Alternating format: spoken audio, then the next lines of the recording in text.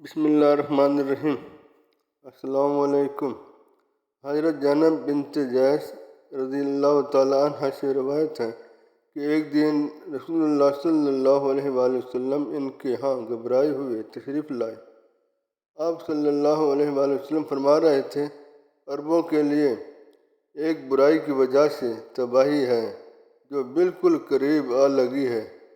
آج یاجوج و ماجوج کی دیوار سے اتنا کھل گیا ہے، اور آپ صلی اللہ علیہ وآلہ وسلم نے اپنے انگوٹھے اور اس کے قریب والی انگلی کو ملا کر ایک حلقہ سا بنایا۔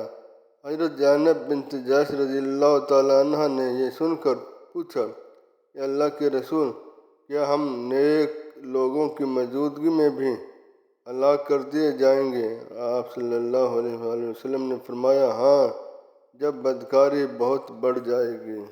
حضرت عبداللہ بن مسعود رضی اللہ تعالیٰ عنہ سے روایت ہے، انہوں نے کہا، رسول اللہ صلی اللہ علیہ وآلہ وسلم نے فرمایا، قابل رزق دو آدمی ہیں، ایک وہ جسے اللہ تعالیٰ نے مال دیا اور وہ اسے حق کے راستے میں بے دریغ خرچ کرے، اور دوسرا وہ جسے اللہ تعالیٰ نے علم و حکمت سے سرفراز کیا اور وہ اس کے مطابق فیصلے کرے اور لوگوں کو اس کی تعلیم دے۔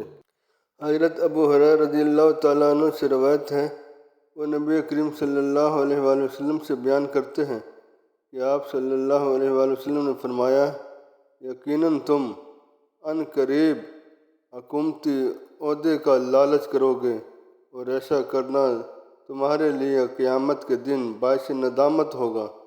دودھ پلانے والی اچھی لگتی ہے اور دودھ چھڑانے والی بری محسوس ہوتی ہے۔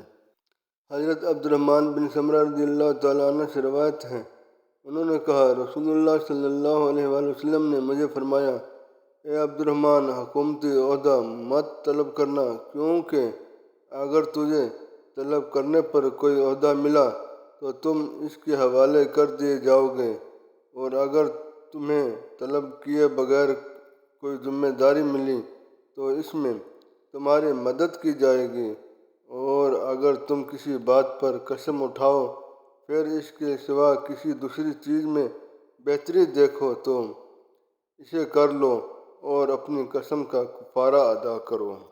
حضرت ابو موسیٰ اشعری رضی اللہ تعالیٰ عنہ سے روایت ہے، انہوں نے کہا کہ میں اور میری قوم کی دو آدمی نبی کریم صلی اللہ علیہ وآلہ وسلم کی خدمت میں حاضر ہوئے۔ ان میں سے ایک نے کہا، اللہ کے رسول، ہمیں کہیں کا حاکم بنا دیں۔ دوسرے نے بھی اسی قسم کی خواہش کا اظہار کیا، تو آپ صلی اللہ علیہ وآلہ وسلم نے فرمایا، ہم ایسے شخص کو حکومتی عہدے نہیں دیتے جو اسے طلب کرے، اور نہ اسے دیتے ہیں جو اس کا حریص ہو۔ حضرت انس رضی اللہ تعالیٰ عنہ سے روایت ہے، انہوں نے کہا کہ رسول اللہ صلی اللہ علیہ وآلہ وسلم کے عہد مبارک میں ایک دفعہ اہل مدینہ کو قحط سالی نے آ لیا، چنانچہ آپ صلی اللہ علیہ وآلہ وسلم جمعے کے دن خطبہ دے رہے تھے کہ ایک آدمی نے کھڑے ہو کر عرض کی، اے اللہ کے رسول صلی اللہ علیہ وآلہ وسلم، گھوڑے اور بکریاں ہلاک ہو گئیں۔ آپ صلی اللہ علیہ وآلہ وسلم اللہ سے دعا کریں کہ وہ ہم پر بارش برسائے۔ آپ نے دونوں ہاتھ اٹھا کر دعا کی، اور حضرت انس رضی اللہ تعالیٰ عنہ فرماتے ہیں کہ آسمان شیشے کی طرح بالکل صاف تھا۔ اچانک ہوا چلی، بادل پیدا ہوئے، پھر وہ گھنے ہو گئے۔ اس کے بعد آسمان نے اپنا منہ کھول دیا، چنانچہ ہم پانی میں بھیگتے ہوئے باہر نکلے، حتیٰ کہ بامشکل اپنے گھروں میں آئے۔ دوسرے جمعے تک بارش ہوئی، پھر وہی آدمی یا دوسرا آدمی کھڑا ہوا اور عرض کرنے لگا، اے اللہ کے رسول صلی اللہ علیہ وآلہ وسلم، اب تو مکانات گرنے لگے ہیں، اللہ تعالیٰ سے دعا کریں کہ وہ بارش روک لے۔ آپ صلی اللہ علیہ وآلہ وسلم نے مسکراتے ہوئے دعا فرمائی، اے اللہ، یہ بارش ہمارے ارد گرد ہو، ہم پر نہ ہو۔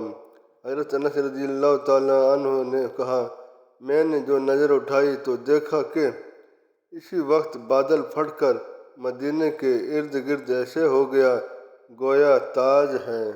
حضرت جابر بن عبداللہ رضی اللہ تعالیٰ عنہ سے روایت ہے کہ نبی کریم صلی اللہ علیہ وآلہ وسلم جمعے کے دن درخت یا کھجور کے تنے سے ٹیک لگا کر خطبہ دیا کرتے تھے۔